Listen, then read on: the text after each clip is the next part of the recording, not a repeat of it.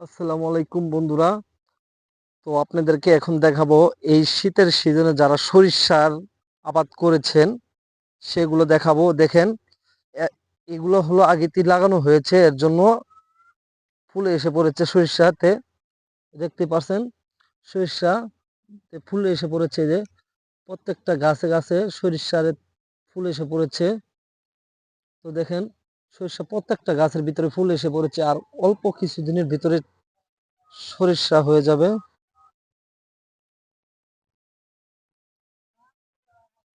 দেখেন সরিষাগুলো একদম ফুলে এসে পড়েছে। তো ভালো মাটি ফলনের মধ্যে আসলেই ভালো জিনিসই ফলে।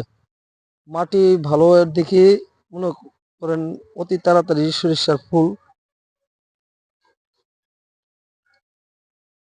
এসে গিয়েছে। দেখেন প্রত্যেকটার ক্ষেতের ভিতরে শুধু সরিষার আবাদ এখানে। আর আপনাদেরকে দেখে এই পাশের মিলে তো ছোটখাটো একটি জমি, এখানেও সরিষা আবাদ করা হয়েছে। যে সরিষা দেখেন, সরিষাগুলো অনেক সুন্দর হয়েছে আবাদ।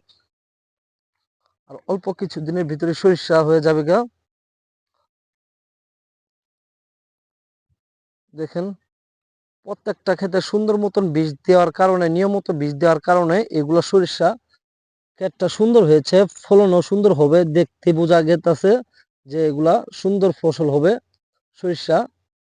এবারে সরিষার ভিতরে দেখেন তার পার্শ্ববর্তীতে আরেকটা ক্ষেত দেখা যাচ্ছে, ওই যে ওইটা হলো অনেকটি বড় হয়ে গেছে, মানে আগ পিছ হয়েছে, এর জন্য ছোট হয়েছে, একটি বড় হয়েছে।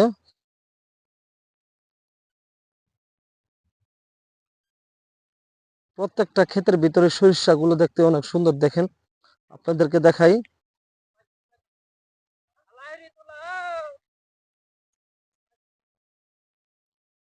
এই দেখেন, এই যে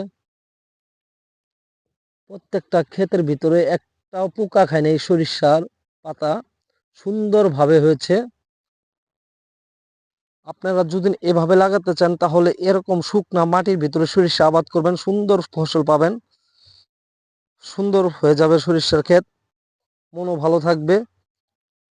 দেখেন এর পাশের ক্ষেতটাতে এইটুকুর ভিতরে কত সুন্দর হয়েছে, আর মাঝখানে দেখেন সরিষাটা ভালো হয়নি।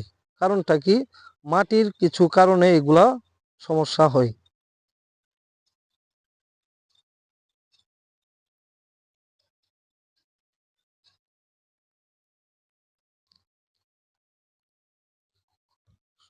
দেখেন সরিষার ফুলগুলো দেখতে কি সৌন্দর্য, খুব সুন্দর একটা আবাদ হয়েছে এবারে সরিষা।